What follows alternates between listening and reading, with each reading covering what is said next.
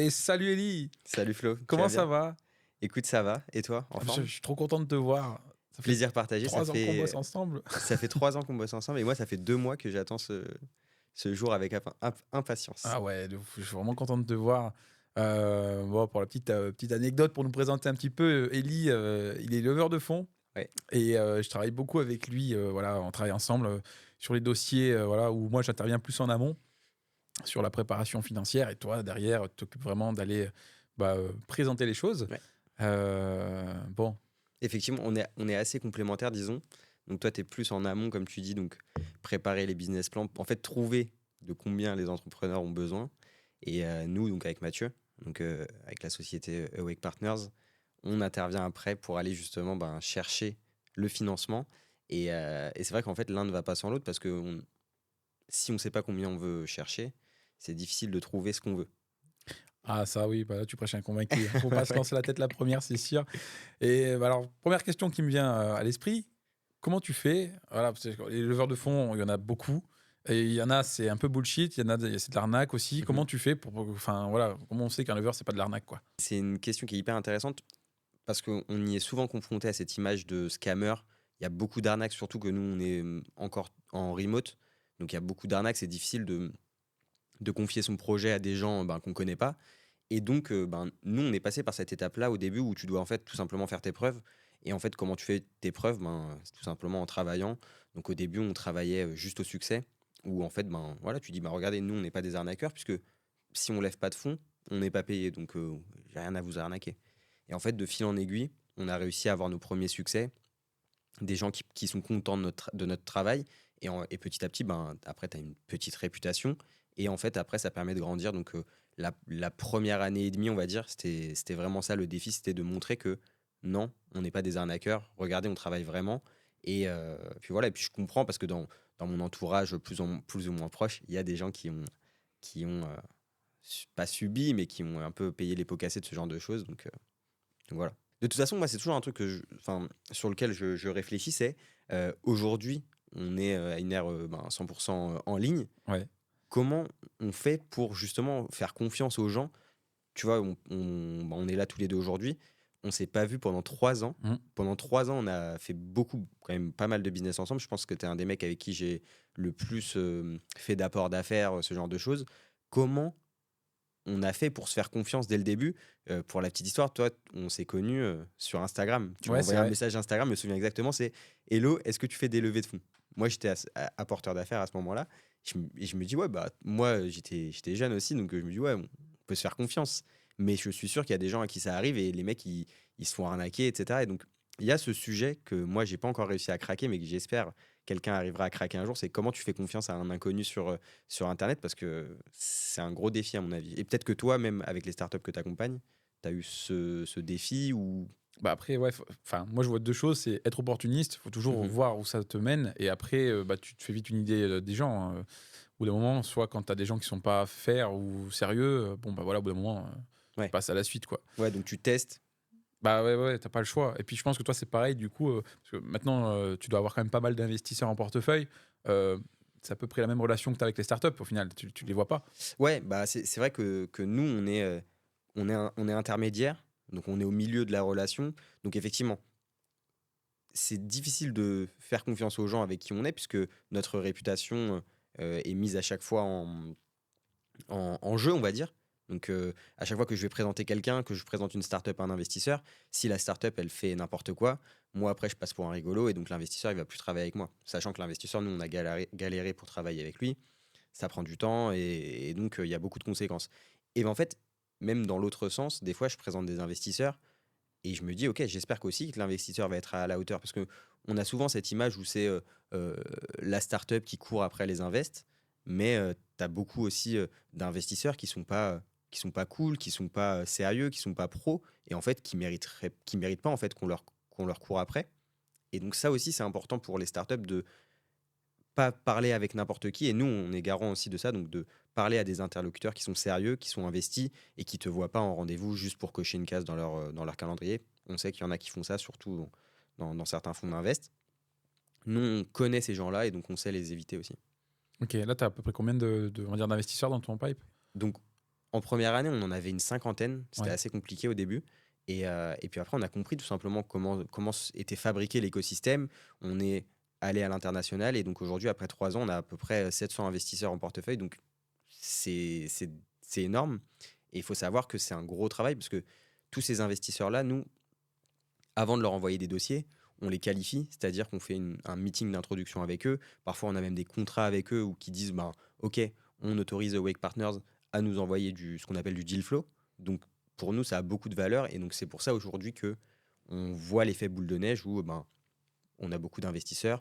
Donc, on commence aussi à avoir beaucoup de startups. On a à peu près 25 startups aujourd'hui. Donc, plus tu vas avoir de startups, plus tu vas avoir d'invest, plus tu as de chances qu'il y ait des matchs. En fait, on est un peu comme des Tinder de l'investissement, quoi. On fait le match. Et comment tu as fait du coup pour développer ton réseau d'investisseurs? Nous, on est très, donc avec Mathieu, mon associé, on est très LinkedIn. On est vraiment branché LinkedIn et c'est comme ça qu'on s'est lancé tous les deux dans l'entrepreneuriat. Et donc, en fait, on a identifié certains types de profils, notamment les analystes, les partenaires, etc. Et en fait, on a compris ce que eux cherchaient. Et puis après, on a fait comme si c'était du développement commercial. Donc, c'est de la prospection. On a des gens aussi dans nos équipes qui nous aident à prospecter. Et puis après, ben, c'est comme des rendez-vous de prospection pour des startups, mais sauf que c'est avec des invests. Et donc, c'est LinkedIn. Et puis ensuite, on est invité à des événements. Et de fil en aiguille, on rencontre d'autres gens. Il y a des gens aussi comme toi qui m'envoient des investisseurs de temps en temps. Je pense notamment à Philippe, avec qui on peut peut-être faire une dédicace. Un coucou, ouais. Philippe, donc du fonds Valeureux, avec qui on travaille. On a eu des beaux succès ensemble, donc certains se reconnaîtront. Donc, ouais, c'est grâce à toi que je l'ai rencontré. Et lui-même m'a présenté d'autres personnes. Donc, en fait, il y a toujours ce truc d'effet boule de neige. Et j'imagine que même pour toi aussi, c'est pareil. Toi, je sais que tu travailles pas mal avec les banques. Ouais. Comment ce réseau il s'est construit aussi? Est-ce que c'est que du réseau ou est-ce que parce que c'est bancaire, il y a plus de choses réglementaires à connaître, etc. Comment ça se déroule? Alors, déjà, juste pour revenir à Philippe, il va m'en vouloir parce que on devait faire un podcast aussi avec lui avant, il y a longtemps, peut-être un an, et du coup, on l'a pas fait. Et, on le fera plus tard. Désolé, Philippe. Mais ouais, on le salue très fort et c'est quelqu'un de super intéressant parce que il fait partie des investisseurs qui est vraiment pro dans la relation avec les startups et va vraiment être là pour aller les défendre, Mhm. aller vraiment dans une logique constructive versus certains financeurs qui sont là un peu dans le stéréotype froid. Donc, bon, voilà. Ouais.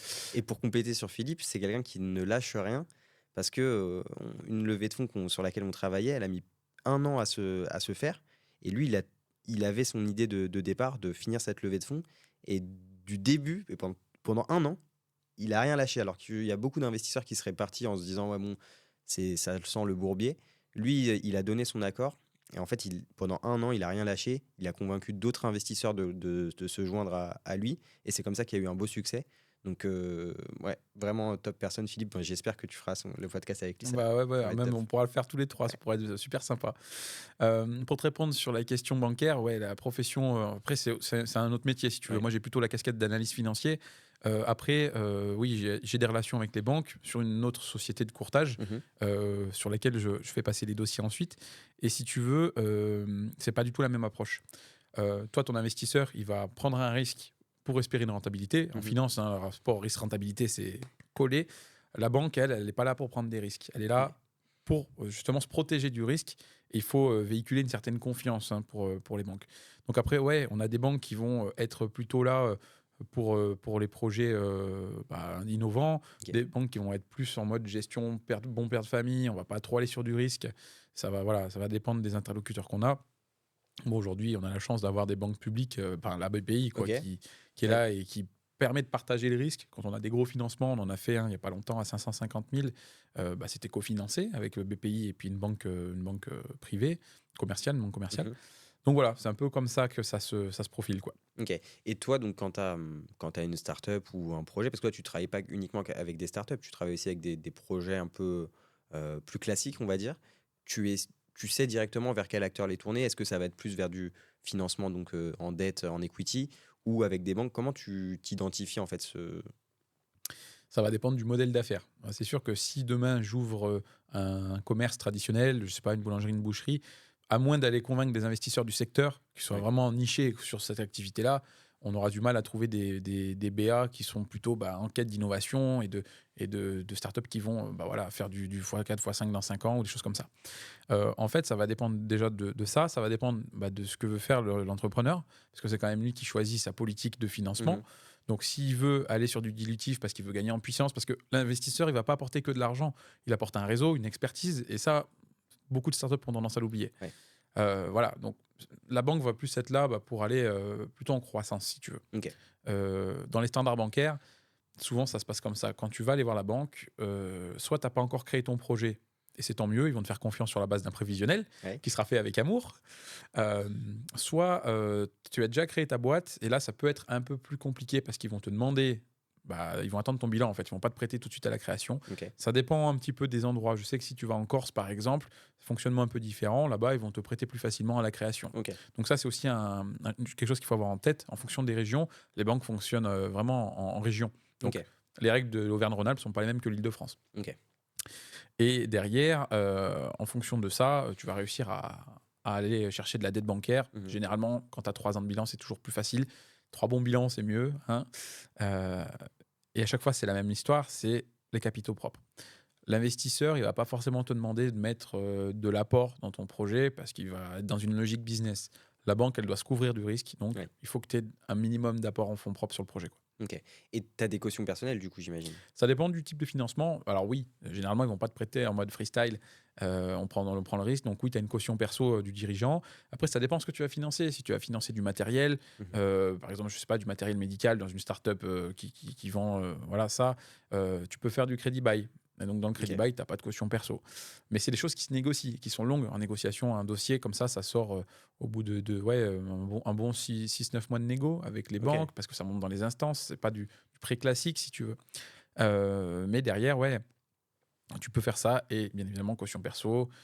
Après, bien évidemment, on cherche toujours des garanties, hein, donc Bien sûr.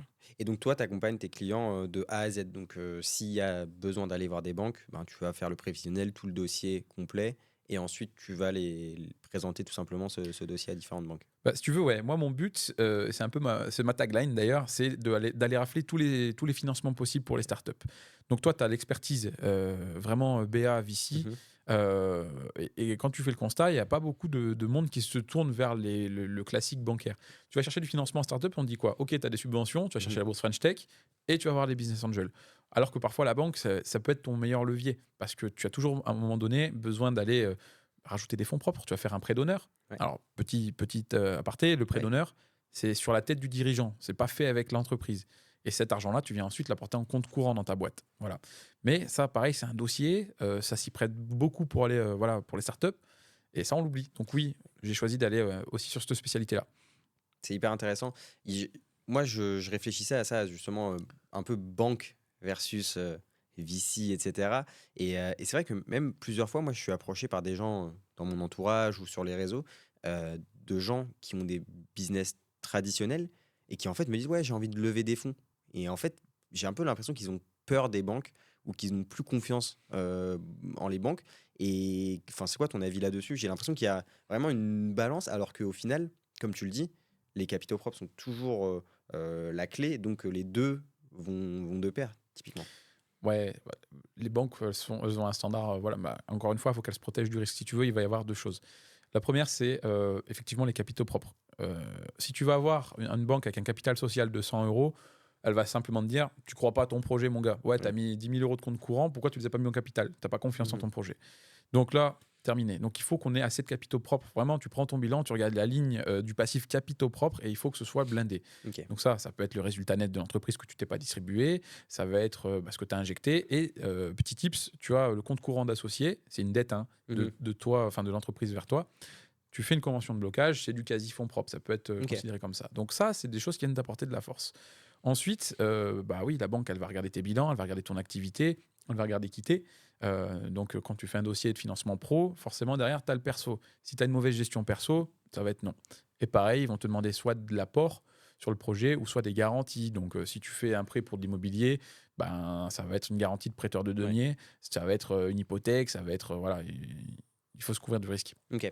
Et c'est aujourd'hui, en 2025, C'est pas que c'est plus compliqué, c'est juste que est-ce que tout le monde a la bonne notion de ce que c'est que lever des fonds? ouais. Est-ce qu'on lève des fonds propres? Est-ce qu'on lève de la dette? C'est deux schémas différents, mais voilà, ça ne se provisionne pas pareil. Je dirais pas que c'est plus difficile, c'est juste que bah, la banque fait pas d'argent avec les crédits. Ouais. Tu fais un crédit à ta banque, elle va pas beaucoup gagner d'argent. Ce qu'elle va vouloir, c'est une relation client.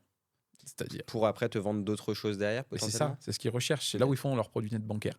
C'est-à-dire qu'ils vont bah, les comptes pro, les assurances pro. Pourquoi pas après, en général c'est séparé, mais aller chercher aussi bah, les comptes perso, l'épargne personnelle, les assurances personnelles. C'est là-dessus que la banque Ok. gagne de l'argent. Et c'est cette relation que la banque veut.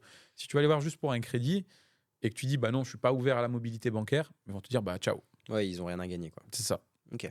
Et donc, en 2025, le plus dur, évidemment, il y a plein de cas, mais c'est plutôt de lever des fonds ou de faire un prêt à la banque? Non, je pense pas que ce soit difficile. Il faut la cohérence du projet. En fait, la banque, elle va regarder trois choses. Le projet en lui-même, est-ce que c'est un projet viable? Étude de marché, hein, je souligne, très important, étude de marché. Est-ce que l'entrepreneur, il est cohérent? Et est-ce que l'ensemble est adapté? Ouais. C'est-à-dire que si tu te dis, allez, je crée une start-up où, en gros, je révolutionne le monde du football. Bon, Mhm. truc au pif. Nickel, le projet, nickel. L'entrepreneur, il est, je sais pas, il travaille à la SNCF. Nickel, le mec, il est chef d'escale, il connaît son métier. Donc, tu l'isoles, il est nickel. Le gars est nickel, il y a une expertise. Mais quand tu prends la cohérence de l'ensemble, ça Ouais. n'a rien à voir. Donc ça, c'est vraiment important. Et d'ailleurs, il faut soigner les profils LinkedIn. Hein, parce que quand on voit qu'il y a des startups, des start-upers qui mettent un truc qui n'a rien à voir, ça peut parfois faire Ouais. défaut. Donc, plus difficile, non. Je pense que les critères sont voilà, moins souples qu'avant. Ça, c'est clair. Je pense que pour toi aussi. Ouais. D'ailleurs, c'est peut-être pour ça que on lève moins. Question, tiens, d'ailleurs, on lève peut-être moins en France. Enfin, je veux dire, les capitaux proviennent plus de l'extérieur que de la France maintenant. C'est une très bonne question. De manière générale, les fonds de fonds, donc ceux qui investissent dans les venture capital, etc., de manière générale, ils viennent souvent de l'étranger, des fonds de pension notamment américains, et ça a toujours été comme ça. Mm. Donc, pour moi, c'est vrai qu'on entend beaucoup ça et on voit beaucoup ça pour faire un petit peu le buzz sur LinkedIn, etc., mais il y a toujours eu des capitaux étrangers en France et ça continue comme ça. Après, tu as les corporates, évidemment, qui investissent aussi dans ce genre d'actifs. Mais pour moi, ça n'a pas tellement changé. Après, il faut évidemment Ok. regarder les chiffres. Et ces fonds, ils sont toujours là. Aujourd'hui, on entend aussi beaucoup de dire ouais, en 2025, il n'y a plus d'argent, les VC ne veulent plus investir parce qu'ils n'ont plus d'argent, etc. Il faut que les gens comprennent qu'un VC, il lève une fois des fonds, il crée un premier fonds, et puis il dit ok, ben, je vais les investir pendant 7 ans, 8 ans, et puis au bout des 8 ans, il repart en levée de fonds. D'ailleurs, on accompagne plusieurs VC à lever des fonds. Et donc, l'argent, il est là. C'est juste que ils vont peut-être être plus prudents pour l'investir, oui, mais ils sont peut-être obligés même de l'investir cet argent. Donc, c'est pas parce que c'est la crise qu'ils vont arrêter d'investir. C'est leur métier, c'est leur job, et leurs investisseurs leur demandent d'investir. Donc, ils sont obligés d'investir. Donc, l'argent est toujours là. Faut pas s'inquiéter. Les critères sont plus durs aussi parce qu'il y a plus de startups. Aujourd'hui, tu claques des doigts, t'es startup.com. Hein. Moi, je vois plein de gens plus ou moins loin quand je vais dans des soirées, etc. Ah ouais, je lance une startup, etc., etc. Parce que avec l'intelligence artificielle, etc., maintenant, tu peux faire plein de choses, donc Mm. c'est cool. Mais donc, plus tu vas avoir de gens qui demandent d'argent, plus il va y avoir de la concurrence. Et donc, évidemment, les VC sont obligés d'être plus sélectifs. Et donc, faut aussi mettre ça un peu en relief. Donc, 2025, moi, je pense que c'est toujours possible de lever des fonds. Il faut se tourner vers les bons acteurs avec les bonnes méthodologies. Et puis aussi, il faut être aussi un moment conscient de ses capacités. Si ton projet, il est pas bon, il est pas solide, c'est normal que tu n'arrives pas à lever des fonds, même si on t'organise 40 rendez-vous avec des investisseurs. Si le projet, il est pas bon, que ce soit via nous ou via quelqu'un d'autre ou même toi-même, tu vas pas lever de fonds. Par contre, le top projet, avec les bonnes métriques, le bon fondateur et la bonne stratégie, qui a la tête sur les épaules, et ben ouais, effectivement, on obtient directement des résultats et tu lèves rapidement des fonds. Donc il y a plein d'éléments évidemment à prendre en compte, mais faut pas être trop pessimiste. Non, non, non, bah, il faut pas. Puis, si on fait un petit peu le schéma, au final, les entrepreneurs, ils vendent pas un projet, ils vendent une vision qui est complète et la stratégie va avec, quoi. Mhm. Un investisseur, de toute façon, quand il investit, il s'associe à toi Mm. et on sait comment c'est compliqué de s'associer avec quelqu'un. C'est hyper dur dans un monde aujourd'hui où tu as beaucoup plus d'opportunités, tu as beaucoup plus de concurrence, etc. C'est très très dur. Donc un investisseur qui s'associe avec toi, il faut qu'il soit raccord avec ta vision, faut qu'il y croit et il faut qu'il y croit limite plus que toi. Puisque lui, il prend aussi des risques. Et donc, si tu ne lui vends pas une vision qui est cohérente et qui est claire, et où toi, tu es stable, tu sais où tu vas, ben, c'est sûr, ça va être compliqué de le Mm. convaincre. Mais c'est un peu, je fais le parallèle, hein, ce qu'on apprend en finance, c'est ça, c'est qu'en fait, on n'est pas demandeur d'argent, on est offreur d'une opportunité. C'est ça. Et quand tu prends ce positionnement, en fait, ce mindset, tu chamboules tout. C'est ça. Et c'est quelque chose que je dis souvent aux clients qu'on accompagne, c'est OK, tu as un beau projet, mais il y gagne quoi l'investisseur? C'est quoi sa stratégie d'exit? Parce que, OK, tu me demandes 1 million, c'est vrai que quand tu entends tous ces nombres-là, tu te dis: «Ouais, c'est des cacahuètes», mais faut quand même que les gens soient conscients de ce qu'ils demandent aux gens. Et donc, tu demandes 1 million à un invest, OK, mais lui, il y gagne quoi? Parce que c'est bien beau, tu finis ta levée de fonds, mais et après? Et il y a souvent ce syndrome-là des start-upers qui sont en levée de fonds, ils donnent tout dans la levée de fonds, et après, OK, mais tu vas faire quoi après? C'est quoi ton next step, ta roadmap, et cetera? Ils sont souvent très forts pour montrer le problème, la solution, un petit peu de traction, mais c'est quoi la slide suivante, on va dire? Et ça, j'aime bien la travailler avec mes clients, c'est hyper intéressant et c'est hyper important de la mettre en avant. Et ça, du coup, tu fais comment, tiens, pour rentrer concrètement sur ça? Tu prévois un exit, tu l'anticipes à 5 ans, tu refais des valos prévisionnels? Moi, ce que je conseille toujours, c'est évidemment d'avoir de toute façon un prévisionnel sur 5 ou 8 ans. Comme Ah oui, ça, on voit large. De toute façon, un prévisionnel, c'est toujours faux. Pas toi qui vas me oh là contredire, là, un plus ou moins. prévisionnel, c'est faux, mon Dieu, ce qu'il faut pas entendre. Non, mais c'est toujours une C'est une vision. simulation C'est une simulation, sur une la base de vision. données économiques variables. Voilà. Voilà. Mais donc, on est d'accord que c'est une vision que tu vas proposer. Ah, bien sûr, Et c'est comme dans un contrat. Toi, tu vas lire une phrase. Moi, je vais te dire, ouais, mais non, je ne l'interprète pas comme ça. c'est ça. Donc, chacun sa vision. Moi, le plus important, je pense, c'est d'assumer sa vision, de savoir la défendre, parce que si tu as mis ces chiffres-là, c'est que tu as une raison derrière la tête. Donc, si tu es capable de la défendre, moi, ça me va. Et après, effectivement, moi, je demande régulièrement des slides avec la roadmap financière, tout simplement. Ok, donc là, on va être en seed. Après, quand est-ce qu'on va aller à la série A et quel KPI on va mettre en avant pour la série A? Ok, c'est quand on arrive à X clients ou X chiffre d'affaires, par exemple. Après, on va faire une série A à ce moment-là, avec une valo en tête. Et plus tard, quels sont les prochains steps? Donc, ok, série B, etc., etc. Et quels sont les potentiels exits? Donc, est-ce que c'est un rachat? Est-ce que c'est une fusion avec un autre groupe? Est-ce que c'est le rachat d'autres sociétés? C'est quoi la vision long terme? Ouais, 10 ans, on va dire. Ouais, mais je trouve que c'est pas mal du tout comme approche, parce que du coup, ça te permet aussi de prendre en fait la vision le point de vue pardon, de l'investisseur, et ça doit comment dire, participer à la qualité de la relation que tu as avec ces investisseurs, du coup. Ouais, bah, quand je parle à un investisseur, j'essaye toujours de me dire si j'étais à sa place, qu'est-ce que je ferais? Et quand je rencontre une nouvelle startup, je me dis toujours est-ce que si moi demain je devais investir de l'argent, est-ce que je le ferais? Parce que c'est bien beau d'aller vendre des projets à des investisseurs, mais oui, nous on est dans la bonne position, on prend pas vraiment de risques, on n'investit pas d'argent. Mais on se met dans cette philosophie avec Mathieu de se dire ok, mais demain, est-ce que nous on serait capable d'investir dans ces startups-là? Et d'ailleurs, petite annonce, c'est aussi l'objectif qu'on a pour fin 2025, début 2026, c'est de pouvoir nous aussi investir directement dans les startups qu'on accompagne potentiellement. Donc, si on ne croit pas nous-mêmes au projet, on va pas pouvoir le vendre et donc ça n'a pas de sens. Ouais, c'est quand même puissant ce que tu dis, parce que j'ai un petit peu la même logique en étant vraiment dans les phases préparatoires des Mhm. projets très au début. Parfois, j'interviens quand les boîtes sont pas encore constituées. Et en fonction des projets, heu, moi, j'aime bien investir un peu de temps au Ouais. début. Donc c'est vraiment au capital du projet dès le départ.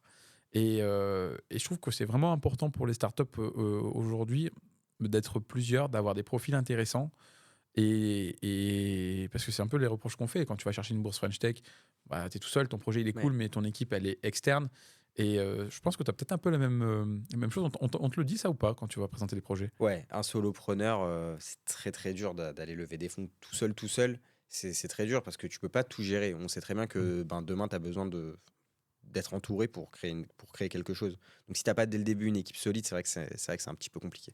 Ouais. Après, il y en a qui réussissent.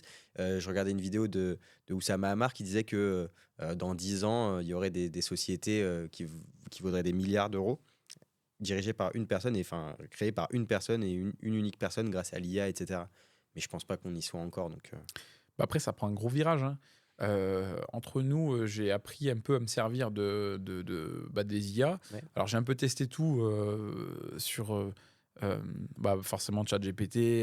J'ai regardé DeepSeek aussi, Ouais. Perplexity. Enfin bref, il y en a quelques-unes. Gemini. Ouais. C'est super sympa. Et surtout, je me suis amusé à faire un peu de code avec, tu vois. Ok. Moi qui suis pas du tout dev ou quoi, je me suis amusé à créer un peu des trucs. Mais c'est puissant. En fait, tu peux créer une app en une après-midi maintenant, limite. Bon, alors, je pense que Ouais. pour tous les devs qui regardent ça, Ouais, désolé. Non, désolé. mais toute proportion gardée, Ouais, voilà. j'ai déjà scrappé des données en une après-midi avec ChatGPT en faisant un petit code en Python qui avait été validé ensuite par Valentin, Ah, à qui Valentin. on fasse un bonjour aussi. Enfin, un gros coucou. Ouais. Mais voilà, c'est vrai qu'avec l'IA aujourd'hui, tu peux faire vraiment beaucoup de choses. Et ben, c'est d'ailleurs la semaine de l'IA en ce moment en France. Il y avait le salon avec Macron, etc. Donc on en parle beaucoup. C'est la grosse révolution, on va dire, de notre décennie, si je puis dire. Il y avait il y a quelques années la machine à vapeur. Et ben maintenant, Ah, mais c'est dingue, ça va vite. c'est l'IA. Mais après, quand tu regardes, dans l'automatisation des process, ça peut être quand même une folie. Mais oui, Quand tu vois que tu peux connecter des étapes, enfin, je sais que moi, du coup, je me suis amusé à le faire. Je me suis amusé, si tu veux, à prendre un Google Sheet. ok. Et j'ai réussi à connecter, par le biais d'AppScript, à connecter en gros mon fichier Google Sheet avec ChatGPT. Ok. J'ai saisi ma requête dans la colonne A1 et en fait, je mets des dépendances entre les colonnes. Et j'ai réussi à faire une étude de marché comme ça, sourcée, Ok. en disant, bah voilà, step 1, tu me sors ça, tu me sors le lien, tout ça. Alors, ça a des limites, il faut Hmm. vérifier. Bien sûr. Mais j'étais surpris de voir en très peu de temps, de voir qu'on peut avoir quelque C'est ça. chose de crédible C'est ça. et puis de valable surtout. Tant que tu mets de l'intelligence humaine derrière, pour moi, c'est un outil sans limite. Je disais à mes parents, parce qu'on en parlait avec mes parents, donc ils sont d'une autre génération, euh, eux, ils trouvent ça un peu. Voilà, ma mère, elle est de l'ancienne école, ouais, c'est trop facile, attends, tu fais avec ChatGPT. Je dis, ouais, mais attends, quand moi j'étais petit, les exposés, je Ah, me souviens, j'avais fait un exposé sur la Belgique et j'avais regardé dans le dictionnaire ouais. Larousse la Belgique et après les mots et tout. Et après, quand j'étais au collège et au lycée, ben, c'était Wikipédia. Et ben maintenant, bah, les étudiants, moi j'interviens dans une école de commerce, je les vois, ben, ils demandent à ChatGPT. Je leur dis, vous avez le droit de demander à ChatGPT. Mais si vous comprenez pas ce que vous me racontez derrière, là, je vous allume. Si tu comprends ce que tu me dis, moi, je m'en fous que tu sois allé chercher Ouais. avec ChatGPT. Si c'est vrai ce que tu me dis, et si toi, ça a du sens, et que tu me donnes du sens, et qu'ensuite, moi, je le comprends. Alors par contre, ouais, il y a des limites. Une fois, j'ai un porteur de projet qui est venu me voir pour une app, un jeu vidéo. Je crois qu'il voulait faire une app sur un jeu vidéo. Ok. Je dis, bah écoute, expose-moi ton projet. Et il m'a fait un vieux copier-coller de ChatGPT avec des chiffres, Ouais. une levée de fonds à 9 millions d'euros. Ok, qu'est-ce que tu as comme charge? ChatGPT, il te sort bah, forcément une hypothèse, tu n'as pas de données concrètes. Et là, c'est le piège. Parce que du coup, si derrière, les banques ou les investisseurs te demandent des devis Ouais. pour justifier ta dépense prévisionnelle, parce que c'est concret, hein, euh, t'es T'es marron. mort. Bah ouais, Oui, mais parce que t'as pas mis d'intelligence dessus. ah, exactement. Si t'avais dit ça à ChatGPT et que t'étais allé vérifier avec des devis, etc., bah, ça aurait été bon. Ça t'aurait fait gagner du temps. Mm. Ouais, clairement. Et puis de toute façon, voilà, pour fermer la parenthèse sur l'IA et revenir un peu plus sur la partie levée de fonds, j'ai essayé moi aussi de scraper des datas avec, Ouais. avec ChatGPT.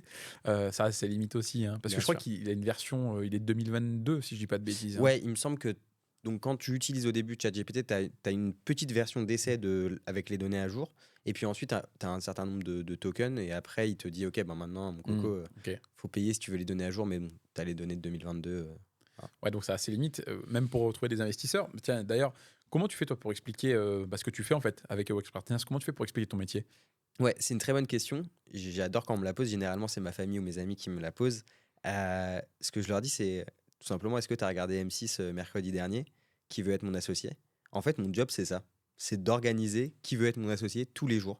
Et donc, c'est avoir des projets, les challenger, les préparer. Et une fois qu'ils sont prêts, trouver des investisseurs qui veulent bien les écouter, organiser une rencontre et espérer qu'il y ait un match. C'est aussi simple que ça. Voilà, tout le monde peut le faire. Tout le monde peut le faire. En vrai, tout le monde peut le faire. De toute façon, tout ce qu'on fait aujourd'hui, moi, je pense pas qu'on soit des génies. Non. On a juste travaillé, on a juste investi du temps. Tu vois, ça fait 3 ans qu'on fait ça. Avec Mathieu, on a bossé. On a retravaillé tous nos process, notre image de marque, etc. Et c'est comme toi. au début, ce que tu faisais, ben, on t'aurait pu te dire que c'était une grosse montagne, mais au final, quand tu le fais, tu te dis peut-être pas que c'est une grosse montagne. Tu te dis, bah voilà, je le fais étape par étape, et puis ça avance. Ouais, je pense que c'est un gros problème, c'est qu'aujourd'hui, on vise toujours en fait à monter la montagne, Mhm. sans monter voilà petit à petit les choses. Et c'est vrai qu'au final, quand tu regardes derrière toi, tu dis bon bah j'ai quand même mis des systèmes en place, voilà, on avance quoi. Ouais. Moi, ce qui me fascine, c'est que des fois, je me dis, purée, parce que nous, on travaille à l'international, donc on a des clients qui sont dans toute l'Europe. Des fois, je me dis, tiens, j'ai des clients en Allemagne, en Autriche, au UK, aux Pays-Bas, en Espagne, et je les ai jamais vus. Et genre, ils m'ont donné de l'argent, ils me payent pour travailler, je les ai jamais vus, ils me font confiance, on a des résultats hyper intéressants, et on s'est jamais vus. Et je trouve ça fou, même avec Mathieu, donc qui lui est basé à Séoul.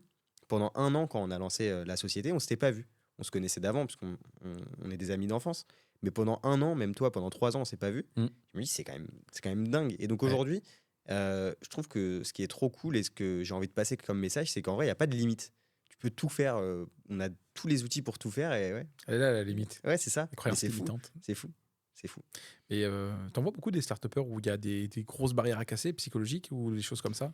Psychologique. Enfin, peut-être pas psychologiques, mais du fait des croyances limitantes, Alors, enfin, le mindset plutôt. ouais, moi, ce que j'identifie souvent, bon, moi, on est quand même sur des startups assez matures, donc en seed et en série A, donc qui ont déjà un produit, qui ont déjà un petit peu de traction, etc. Donc, il y a deux types de fondateurs ou d'entrepreneurs, on va dire. Tu as ceux qui ont la tête sur les épaules et avec qui ça se passe très bien. Mais après, tu as beaucoup aussi de gens qui ont justement des croyances limitantes, mais négatives, qui pensent qu'ils sont déjà au top, qui pensent qu'ils Ah, savent tout sur tout. Et ça peut être pareil, très problématique.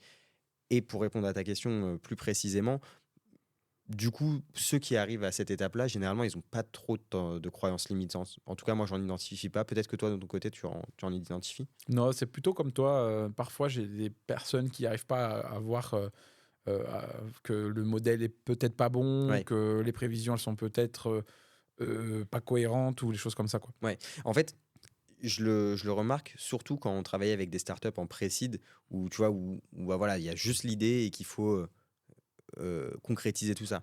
Et c'est à ce moment-là où c'est vrai que des fois, tu te dis, ouais, ok, ouais, t'as une bonne idée, t'as un bon problème, mais prends un petit peu de recul parce que ce que tu es en train de dire là, ça, c'est pas très cohérent. Et généralement, ceux qui ont passé cette étape-là, c'est qu'ils ont déjà fait ce travail sur eux, je pense. Et parfois c'est dur, hein.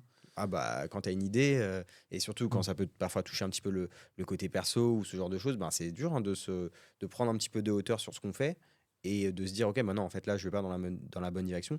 Et tu vois, nous, quand on a commencé, pareil, hein, il y a des fois, on n'allait pas du tout dans la bonne direction. Toi aussi, au début, tu Mhm. n'allais pas dans la bonne direction, mais après, c'est la vie, quoi. Ouais. Pour revenir sur quelques alors, erreurs, parce que oui, il y a des erreurs quand même. Moi, il y a deux aberrations que je vois Ok. beaucoup dans les prévis.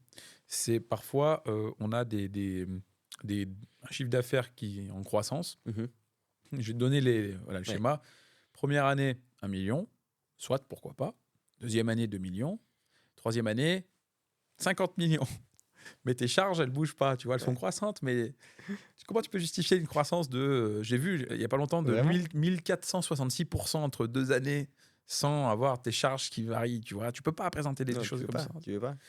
Ça, et puis même chose, même cas de figure où tu avais le plan de trésor qui tombait. C'est-à-dire que le gars faisait du chiffre d'affaires, mais il y avait tellement de dépenses Ouais. que derrière, tu étais en rouge et que tu pouvais mettre ce que tu voulais en levée de fonds ou en banque, ça plongeait. Mais c'est pour ça que c'est hyper important de travailler avec des gens comme toi, parce que toi, justement, tu as ce recul, tu vois tout ça de haut, et en fait, tu vas lui dire au gars, tu vas lui dire, parce que parfois, quand tu as la tête dedans, tu te rends pas compte. Et donc, toi, c'est pour ça que j'adore quand je reçois des startups qui viennent de toi, parce que je sais que leur business plan et leur prévisionnel, ils vont être carrés. Ah bah, Et c'est donc, toi, c'est c'est le but, c'est- hein. c'est comme ça que je te vois, c'est vraiment être un peu au-dessus des startups et regarder et leur dire, attention, ce que tu es en train de faire là, ça n'a aucun sens. Je dirais pas au-dessus, mais à côté. À côté. Ouais, parce que en fait, moi, enfin, clairement, quand je vois des projets où je le sens pas, Mhm. je leur dis, je vais pas te faire gaspiller ton temps et ton argent. Je pense que tu vas pas dans la bonne direction. Ouais. Quand après je travaille avec la startup en question, ouais, on y va, on fonce. Et par contre, il faut qu'il y ait une écoute mutuelle. C'est-à-dire que moi, j'ai pas non plus tous les paramètres que lui il a en termes de vision, Ouais. et lui, il n'a pas non plus mon recul. Donc, il faut aussi trouver un jeu comme ça où on regarde ensemble. Euh, pour qu'ensuite, quand j'arrive vers toi en te présentant un dossier, bah, on peut justement Ouais. dire voilà. Et justement, comment tu fais avec tes clients? Parce que nous, on travaille beaucoup en visio, Mm. etc., etc. Comment toi, tu fais OK, demain, tu as un nouveau client, comment tu vas le traiter? Tu vas le voir combien de temps, et cetera, et cetera? Ça dépend du projet, ça dépend de ce qu'ils cherchent, ça dépend de vu que j'arrive vraiment très en amont, Ouais, tu en as qui vont parfois même pas avoir constitué la société, qui ne vont pas savoir, voilà, où je vais vraiment prendre un rôle, peut-être plus de mentor, OK. alors que voilà, c'est peut-être pas forcément mon rôle de base. Bah, oui, on prend du temps. En fait, si tu veux, on définit vraiment la stratégie de financement, ensemble, basée sur sa stratégie globale, si tu Ouais, veux. Donc il y a ça, on va c'est tout ça en visio. Alors, je prends quand même le temps parfois quand on a du temps, quand on a des gros projets où on a vraiment besoin de journées de travail, ouais. communes de faire des réunions en physique. Mais donc voilà, donc tu as quand même besoin de travailler à côté de enfin de ton client, Ah bah de vraiment d'avoir des vraies sessions de travail dédiées, quoi. et il faut, je pense qu'il Ouais. faut. Tu peux pas faire tout en asynchrone. Demain, tu peux pas juste envoyer un questionnaire Mais je et peux, bien après sûr. Après, c'est quoi les résultats que tu veux? ouais, Ah, c'est te ça. faire un beau business plan basé sur des données bullshit, je t'en fais autant que tu veux. Ouais, c'est ça. Mais quel intérêt? Moi, ce qui m'intéresse, c'est que derrière, l'entrepreneur, il me dise: «OK, Florent, 5 étoiles sur 5 sur Google, OK, on a réussi». Et pas: «Ouais, bah, il m'a fait un doc, mais je peux rien en faire». Non, ça ouais, m'intéresse pas. OK. En fait, je pense que c'est la même logique que toi. Tu parlais d'arnaque tout à l'heure. Moi, Ouais, mon but, c'est pareil, c'est la réussite de l'entrepreneur. Sinon, ça sert à rien. ouais, Tu c'est ça, tu fais 6 mois dans le game et ciao, quoi. c'est ça. Voilà. Hem Et tiens, d'ailleurs, j'avais une question, je reviens dessus, sur les VC. C'est quoi que tu appelles, parce que je l'entends de temps en Ouais. temps, c'est quoi les projets VC friendly? Alors les projets VC friendly, bon, c'est un anglicisme encore un, pour dire en fait, il y a des projets dont les VC raffolent parce que pour eux, ils savent comment les gérer, ils savent comment les faire, grandir, ils savent comment les financer et ils savent estimer le risque. Généralement, en tout cas sur les 2 dernières années, c'était tout ce qui était autour des SaaS, donc des, software as a service, où tu avais du revenu récurrent et c'était assez facile de les mettre en place en B2B toujours. Et donc, c'est ça un projet VC friendly. Pour moi, c'est un SaaS B2B avec pas mal de tech, un petit peu d'IA qui vise des grands comptes et qui résout un problème très précis qui a beaucoup de valeur. Donc, c'est ça aujourd'hui que les VC recherchent. En seed, ils attendent que tu fasses déjà peut-être allez, 500 000 euros de chiffre d'affaires. Et si tu veux faire une série A, il faut que tu fasses au moins 1 million de chiffre d'affaires. Si tu as ces métriques-là, quand moi je vois ce genre de dossier, je suis content parce que je sais que rapidement pouvoir trouver des rendez-vous et peut-être même des investisseurs directement pour ces startups-là. Alors ouais, j'ai la notion du chiffre d'affaires. Mhm. Les preuves d'intention, d'intérêt suffisent pas là. Alors ça va dépendre de la maturité de la startup et ça va dépendre du secteur. Quand tu fais un SaaS, je pense que dans la tête des investisseurs, ils se disent, tu fais un SaaS, t'as pas vraiment beaucoup de charges, va me trouver un client. Tu Mmh. vois, même avec un MVP, tu peux me trouver un client. Quand tu fais de la deep tech et que tu fais de la recherche et que tu as des gros coûts à financer, etc., des gros coûts de recherche à financer, et que ton produit, du coup, demande du temps avant d'être un produit final, là, c'est compliqué de trouver un vrai client. Donc là, une LOI peut faire son effet. Tu vois, on travaille avec une startup en Suisse en ce moment dans les énergies renouvelables. Vraiment une grosse innovation au niveau du photovoltaïque, mais vraiment quelque chose, quelque chose de cool. Sauf qu'en fait, ben, aujourd'hui, ils ont les brevets, ils ont la technologie, etc., mais ils peuvent pas encore s'industrialiser. Donc, ils ont effectivement des LOI ben, de certains potentiels clients industriels qui m'ont dit, OK, ben, quand ça sera industrialisé, oui, on veut y aller. Et donc là, on est loin du SaaS, donc on peut comprendre. Donc, je dirais que ça dépend du projet. Ouais, donc plutôt, enfin la deep tech, ça va pas être un critère quoi, du coup, le chiffre d'affaires. Enfin, Non, on pourra pas de toute façon, donc non. Après, ça va dépendre toujours du stade de maturité. C'est vrai qu'en série A, sur une deep tech, on attend quand même qu'il y ait des clients. En seed, on peut encore se dire, OK, bon, il y a le temps. c'est quoi les trucs les plus dingues que tu aies vus? Enfin, comment dire? Les incohérences, les trucs, les dingueries, ouais, qu'on peut dire ça en termes, je sais pas, de comportement, de nature de projet, de présentation. C'est quoi les choses qui t'ont un peu Quand tu me dis ça, j'ai un projet qui me vient en tête au début, euh, qui était vraiment très très jeune. Il y avait pas de quasiment pas de chiffre d'affaires, pas de chiffre d'affaires, juste une technologie. Et ils voulaient lever 400 millions. 400 millions? Ouais, 400 millions. On a essayé de les accompagner. D'ailleurs, on est toujours en contact avec eux. Mais c'est vrai que c'était un peu, surtout pour notre taille à nous, c'était un peu too much, on va dire. Ça, c'est le premier. J'ai eu des projets un petit peu rigolos. J'ai eu un projet en Corée. C'était des chocolats aphrodisiaques. Ah ouais? On n'avait pas trouvé de financeurs pour ce projet-là. C'était un projet qui était intéressant. C'était un ami de Mathieu. Ouais, c'est toujours marrant voilà, de parler de ce genre de sujet. Ça fait rigoler. Mais il y avait quand même des choses intéressantes dans ce projet, mais bon, un peu loin de nos domaines d'expertise. Et sinon, si, j'ai déjà eu des clients qui sont un peu déçus du retour d'un investisseur et qui, du coup, prennent leur téléphone et envoient un mail un peu salé à l'investisseur. Et donc, derrière, nous, on doit rattraper un petit peu la relation. Mais bon, c'est rien de grave, quoi. C'est juste que ça marque et on s'en souvient, quoi. Et toi t'as déjà des anecdotes? Bah, après, c'est plus sur la compréhension, de l'entrepreneuriat même. Bah, Ok. outre ce que voilà, les prévisionnels un peu trop Ouais. optimistes, parfois, je pense qu'il y en a qui comprennent pas que créer une entreprise, c'est pas un side business. J'ai eu le cas d'un entrepreneur, alors c'était pas du tout une start-up, mais quelqu'un qui se lançait sur un projet qui avait une grosse expertise, dans la vidéo, Mhm. et qui en gros a travaillé dans des grosses boîtes de prod à Paris, enfin vraiment, quelqu'un qui sait de quoi il parle. Qui voulait se mettre à son compte et qui du coup m'a dit: «Voilà, j'ai pas une thune, je Mhm. vais louer le matériel pour chaque prestation. Ok. Par contre, là, je démarre maintenant, je me mets en SAS, enfin en SASU, parce que je veux ma protection voilà, sociale et tout. Par contre, il faut que je me paye 4 500 le mois prochain. Ouais. Donc ça fait à peu près 7 000, 7 500 chargés, tu vois, en coût entreprise. J'ai dit: ok, t'as des clients? Bah, j'ai mon réseau d'il y a 15 ans. Ouais. Tu l'as réactivé? Bah non, ok. Tu vas prospecter? Bah non, mais moi, en une semaine, les clients, je les ai comme ça. Il suffit que je les appelle et c'est bon. Je dis: bah, vas-y. Vas-y, fais-le, Ouais. parce que là, il faut les rentrer, les 10 000, hein, parce que tu as la location du matos, tu as les trajets, tu as du marketing à mettre en place, tu as, je sais Ouais, pas, la création d'un logo, tu as des frais. bien sûr. Non, c'est énorme et il y a beaucoup de gens qui sont déconnectés de la réalité. De toute façon, tant Mais que tu c'est l'as ça. pas fait, tu te rends pas compte en vrai de ce que c'est de Ah, mais créer une clairement. entreprise.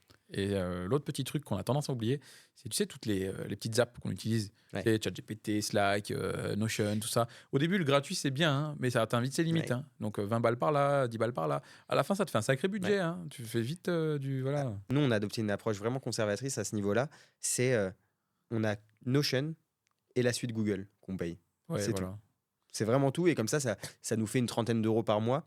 Et parce qu'au début, quand on s'est lancé, on a mis 1 000 euros. Bah ouais, t'as des charges, t'as des charges. Donc nous, on était vraiment en mode très conservateur. On dépense le moins possible. Et donc maintenant, évidemment, qu'on a grandi, on a plein d'autres outils qui sont utiles. Mais c'est vrai que ça peut être parfois un piège, hein, justement, de payer des outils à gauche, à droite. Parce qu'après, c'est. Ouais, ouais, bon, allez, c'est 10 balles, c'est rien, Ouais, puis ça alors chiffre. attention, hein, parce que j'ai eu un dossier une fois où projet super intéressant, déjà rentable, qui existe depuis quelques années, Ok. et on fait un prévisionnel pour aller chercher 450 000 euros de financement bancaire, Ok. en bancaire. Euh, on fait un prévisionnel, on prend les comptes déjà sortis, on essaye de vraiment faire quelque chose d'aligné avec ce qui existe, Ouais. en rajoutant vraiment toutes les dépenses prévisionnelles et tout ça, machin. On avait oublié une dépense. On parle de chiffre d'affaires qui était à peut-être 3 millions d'euros par an. Ok. On a oublié une dépense de 45 euros par mois. Ils sont allés, les analystes crédit, chercher ça et nous ont posé la question pourquoi il n'y a pas cette ligne à 45 euros par mois. Ah Donc, ouais. ceux qui disent que le business plan sert à rien, comme a pu le dire Eric Larchevêque, peut-être pour faire des vues sur LinkedIn, alors il va servir à rien. En fait, si.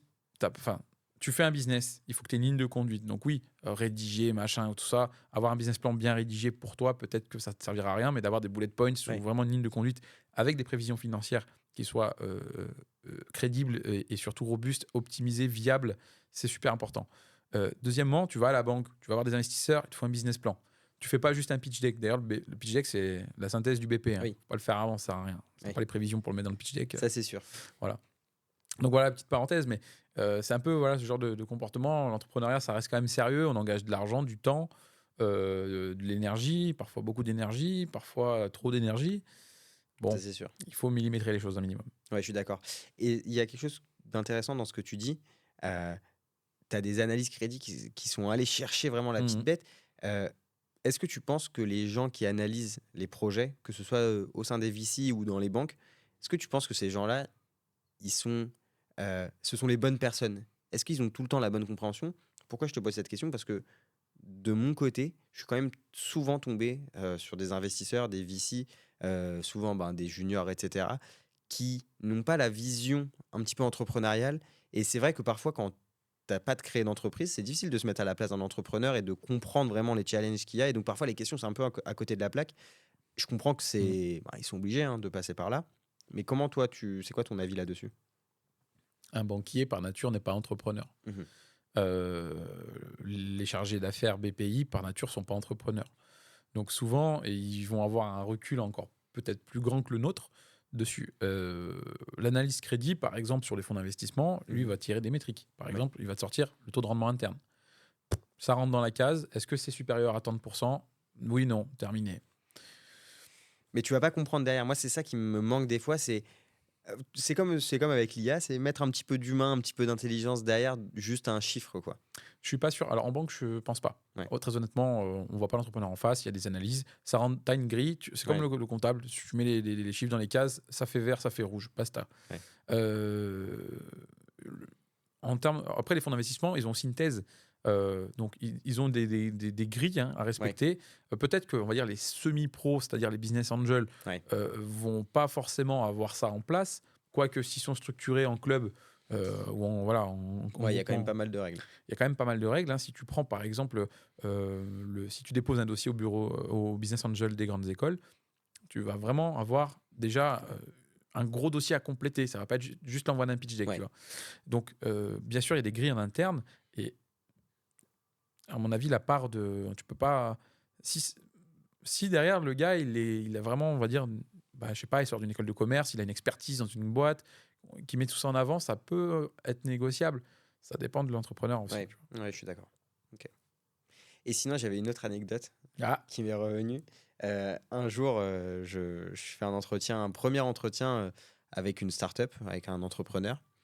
Et donc, j'allume le visio, je mets ma caméra, et la personne en face met sa caméra. Et cette personne était torse nu, avec des grosses lunettes de loupe. Je suis pas sûr, mais peut-être qu'il était même sur ses toilettes. oh, Et ouais, qui était en train de me parler comme ça, ouais, qui cherchait des investisseurs, etc. Et je me suis dit, bon, bah, désolé, on va pas pouvoir travailler ensemble, quoi. C'était vraiment lunaire. Vraiment, je pensais, je croyais rêver, quoi. C'était affolant. ça me rappelle la scène. Mince, c'était qui? C'était, je crois, une personnalité qui avait. Ouais, un ministre. Oui, qui était en visio, qui a fait tomber son téléphone. Ouais. Ouais, il faut prendre un minimum de précautions. Ouais, par contre, c'est chaud là. Ouais, bah, en fait, après, ça fait partie de nos critères de sélection, tout simplement. Mm. Est-ce que tu es présentable? Parce que, comme je l'ai dit au début, c'est notre réputation qui est en jeu. Donc, on peut pas se permettre d'accompagner tout le monde. Et d'autant plus qu'on a de plus en plus de sollicitations, donc on est obligé d'être sélectif. Et si déjà un entrepreneur n'est pas capable de passer notre étape de sélection, c'est sûr qu'il va pas réussir. Enfin, c'est pas sûr, mais très peu probable qu'il passe le critère de sélection des investisseurs. Ouais, je suis d'accord. C'est quoi la plus grosse difficulté que tu as avec l'entrepreneur quand il présente le projet? Avec l'entrepreneur, quand il présente le projet à des investisseurs, le plus dur, c'est de synthétiser. Ah là, ouais, je suis d'accord. Il y a synthétiser, donc c'est qu'est-ce que tu fais, mais dis-le-moi simplement. Va pas dans les détails. Et il y a une deuxième chose que les entrepreneurs qui lèvent des fonds ont du mal à comprendre, c'est que il faut aussi parfois donner aux gens ce qu'ils ont envie d'avoir ou d'entendre. Il faut véhiculer une vision, certes, qui représente la réalité, mais surtout qui va donner envie aux gens de venir avec toi. Si tu fais ton petit truc pour toi, ben ouais, personne va vouloir venir avec toi.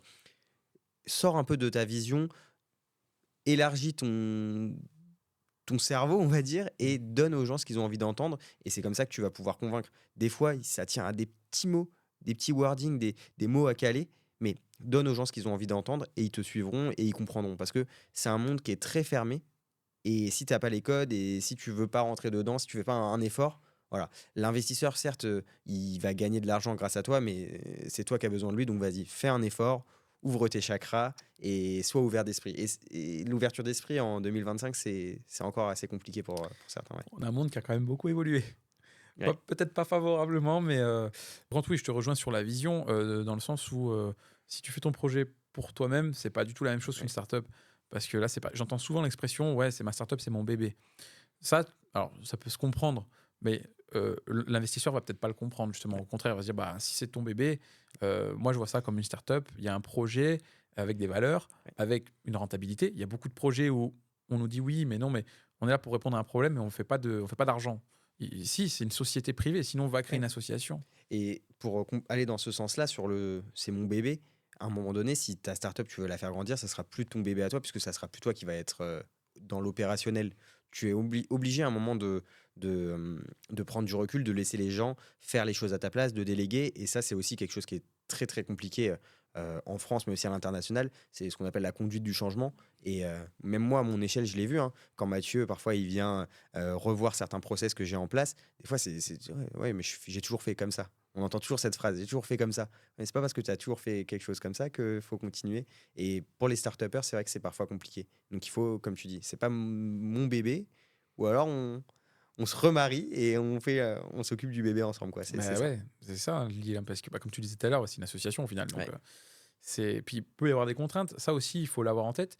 Quand on disait tout à l'heure, plutôt banque, plutôt Ouais. investisseur, en banque, tu n'as pas de pacte d'associé. Non. Tu t'engages à rembourser ta dette avec l'intérêt que tu payes, basta. Investisseur, tu signes un pacte d'associé, tu as des clauses. Ouais. Si tu vends du rêve, tu repars avec rien. Si tu fais n'importe quoi, Ouais, à tes risques et périls. à tes risques et périls. Et tu parlais de taux d'intérêt. Justement, aujourd'hui, pour des prêts pro, tu vas pas pouvoir me donner des chiffres exacts, mais c'est quoi les tendances de marché aujourd'hui? Est-ce que c'est plus ou moins que sur des crédits immobiliers en perso, par exemple? Oh non, l'immobilier, c'est moins cher. Tu Ok. vas acheter de l'immobilier, tu vas acheter ta résidence principale, tu auras un taux qui sera, je sais pas, en ce moment, autour 3. des 3,5, ouais, Ouais. voilà. Si tu vas acheter du locatif, tu rajoutes 1%. Mhm. Tu vas faire un prêt pro, tu rajoutes encore 1%. Ok.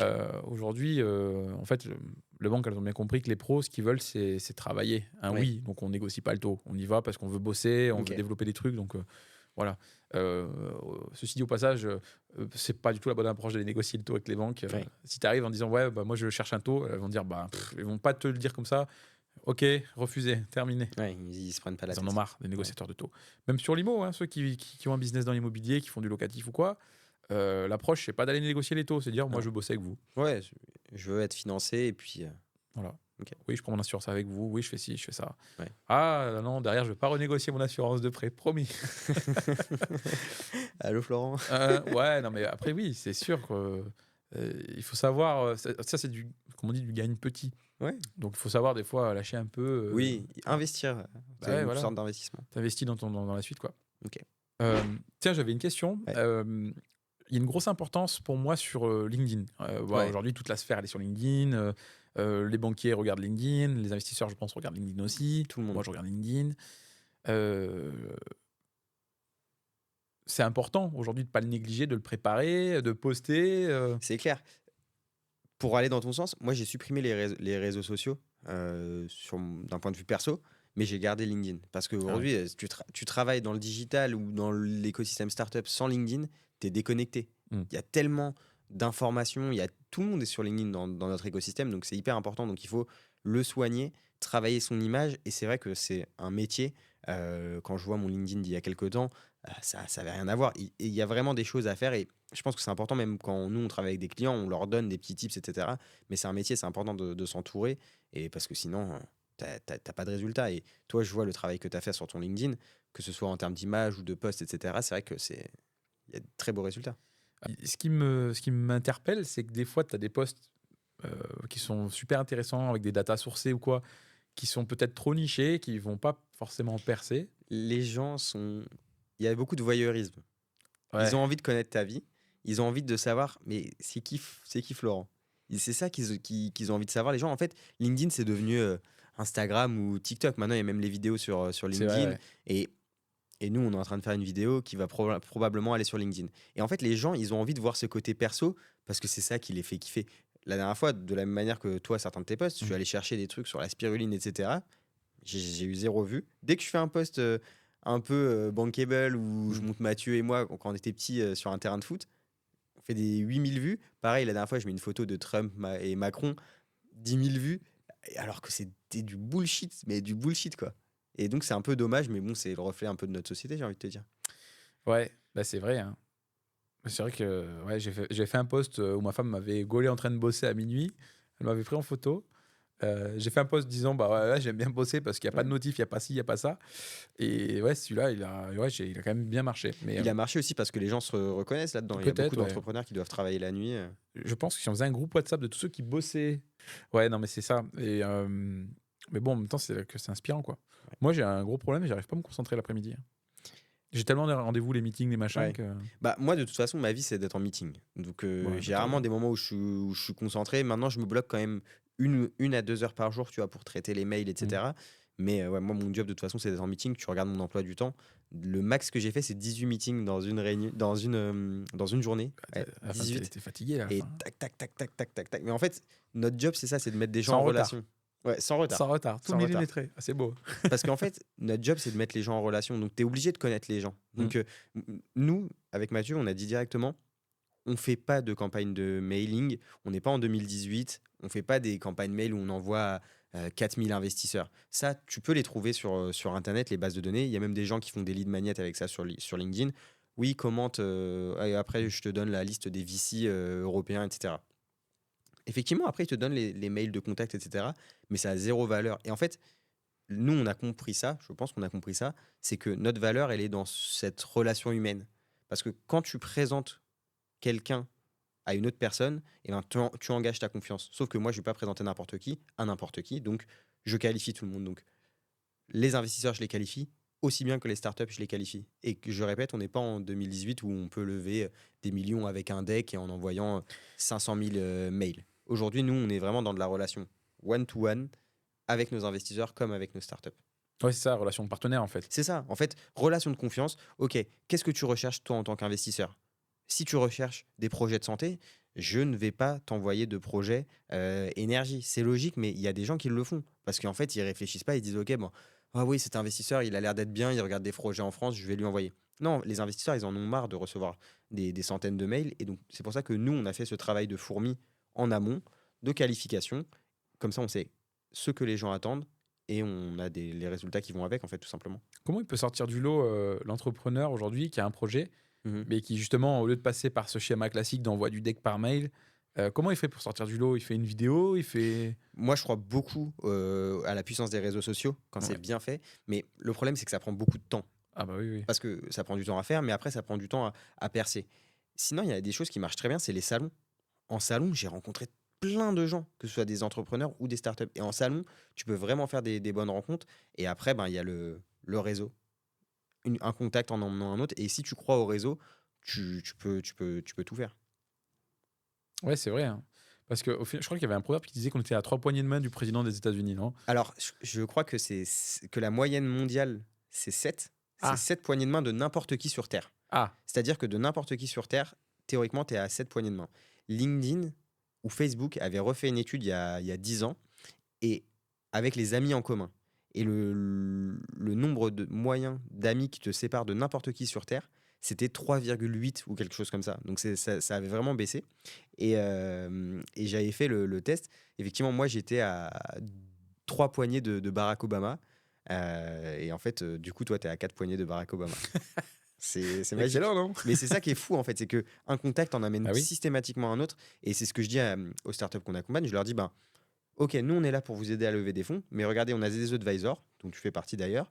Si vous avez besoin de n'importe quoi, que ce soit d'un développeur, d'un avocat, d'un comptable, de n'importe quoi, demandez-nous parce que nous, on est dans cet écosystème, donc on connaît beaucoup Mmh. de monde et je vais pas dire qu'on ne peut pas connaître tout le monde, mais on grandit et ça nous permet de connaître du monde. Ouais. Donc on a quand même de belles perspectives là pour 2025 et puis les années qui suivent. J'espère, toi, c'est quoi tes objectifs justement en 2025? Ah, objectif 2025, moi j'aimerais vraiment, vraiment organiser un concours de pitch à la fin d'année. OK. Mais vraiment avec cet écosystème qu'on peut avoir, un peu à l'image de ce qu'on a à la télé, mais pas de manière, vraiment de manière constructive, tu Ouais. vois, pas sélectif, mais en mode un peu comme ce qu'on peut voir en école de commerce. Ouais. Ça, j'aime beaucoup cet exercice-là quand on va juger enfin juger, Ouais. ouais, juger les startups. Souvent, ça y est, avec Réseau Entreprendre d'ailleurs. J'aimerais bien organiser ça. OK. Bah, deal, on peut le faire. Ouais, je suis chaud. Franchement, si tu veux, si tu as besoin d'aide pour organiser ça, nous, on peut. Toi, c'est quoi tes objectifs pour cette année? Alors nous, on a fait le point avec Mathieu justement. Nos objectifs pour 2025, c'est ben, continuer à réussir à faire des levées de fonds, avoir toujours plus de clients, ça c'est logique. Mais c'est surtout de consolider nos relations avec les investisseurs. Là, à la fin de semaine, on organise un premier événement en ligne avec à peu près 25 investisseurs dont on est très proche. Ah oui. Et à la fin de l'année, donc on aimerait bien organiser cet événement en physique. Et donc on a appelé ça Stay Awake. Donc c'est un peu notre slogan, rester éveillé et donc rester avec nous. Donc on va organiser ça en premier temps en visio et puis en physique à la fin de l'année. C'est un objectif qu'on se fixe. Ouais, donc ça peut complètement se coupler avec la partie pitch, forcément. Donc, ah putain, ouais, Exactement, il y a un spin-off à faire. il y a moyen de faire quelque chose de sympa. Ouais. Écoute, je suis super content de notre échange. C'était trop cool, j'ai kiffé. On va refaire ça très vite. J'ai bien fait d'attendre et non, c'était trop cool, merci beaucoup. Bon, bah nickel. Merci à toi d'être venu jusqu'à Grenoble en tout cas. Avec plaisir.